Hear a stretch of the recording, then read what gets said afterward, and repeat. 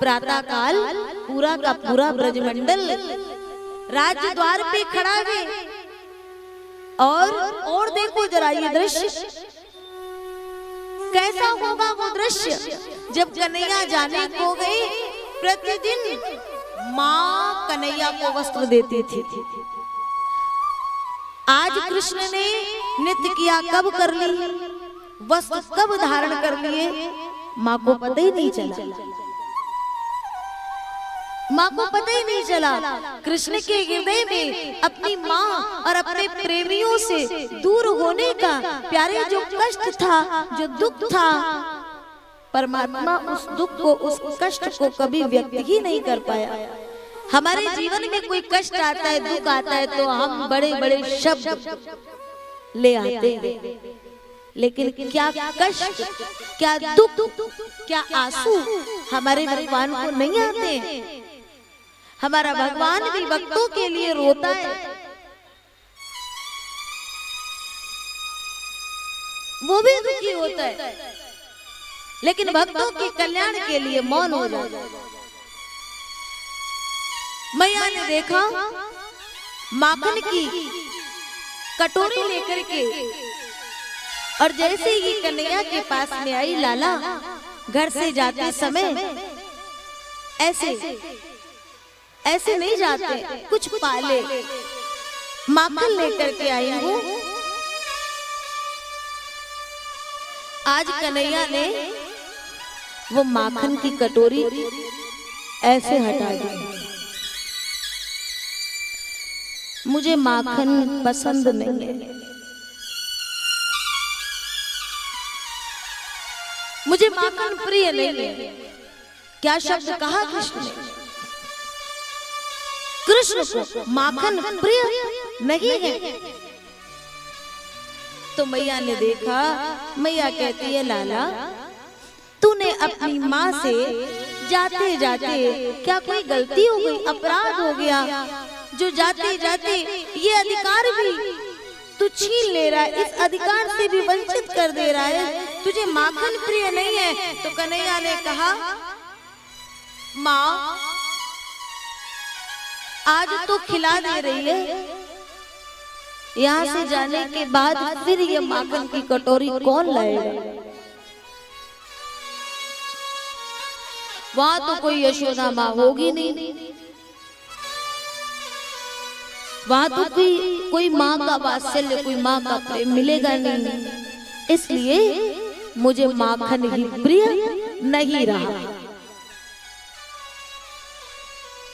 भगवान चले, बाहर आए और बाहर आकर के देखे पूरा का पूरा ब्रजमंडल विराजमान है।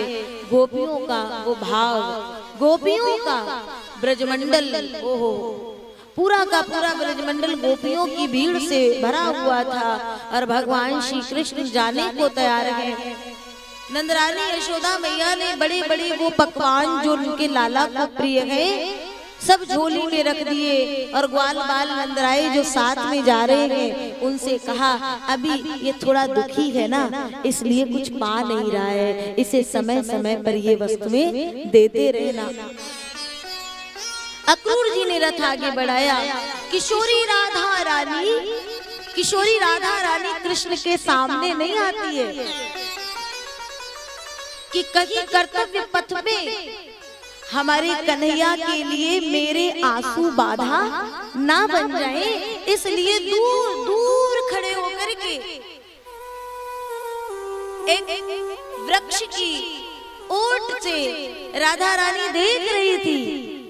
बहुत ध्यान से सुनना, राधा रानी वृक्ष की ओट से देख रही थी और कन्हैया के नेत्र राधा को खोज रहे थे।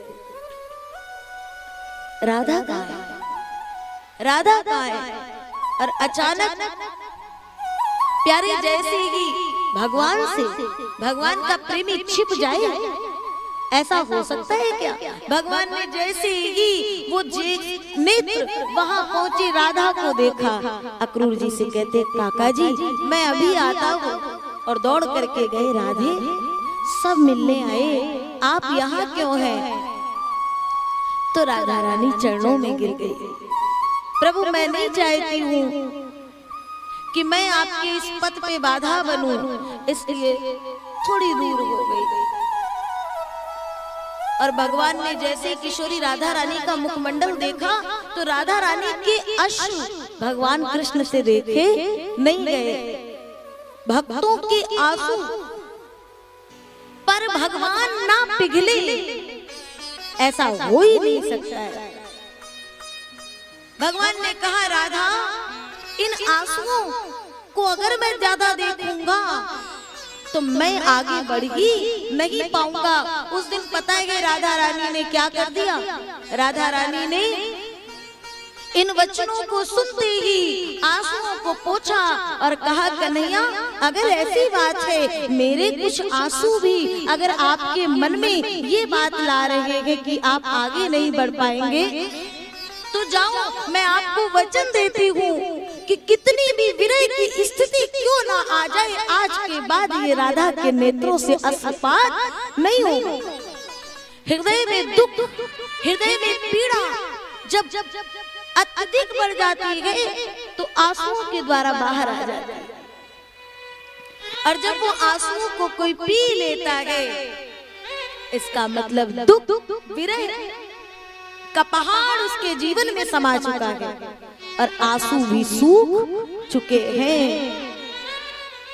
भगवान कृष्ण ने ये वचन सुने तो एक पल के लिए वहां ठहर नहीं पाए और कन्हैया ने कहा राधा अब मैं यहाँ रुक के करूं भी क्या, और मैं तुम्हें दे भी कुछ नहीं सकता हूँ। लेकिन भगवान ने अपनी मुरली निकाली, बंशी निकाली, किशोरी राधा रानी के चरणों में रख दी और वहां से चल दिए। ये कृष्ण और राधा रानी का प्रेम है। भगवान चल दिए और सरकार जब चले, हाय प्राण प्रिय का हृदय कैसो भयो कठोर, रथारूढ़ हुए के चले फिर नहीं चितवे इत और। सुख की चाह, सुख की बात करते हैं और जिस कृष्ण की कथा हम लोग सुन रहे हैं, सुनो कि कृष्ण का पूरा जीवन केवल और केवल दुखों से भरा है और समस्त दुखों से भरे हुए जीवन को लेकर के जगत को, ब्रह्मांड को कृष्ण ने दिया तो केवल और केवल आनंद, केवल और केवल आनंद। ये भगवान का अपना स्वभाव है।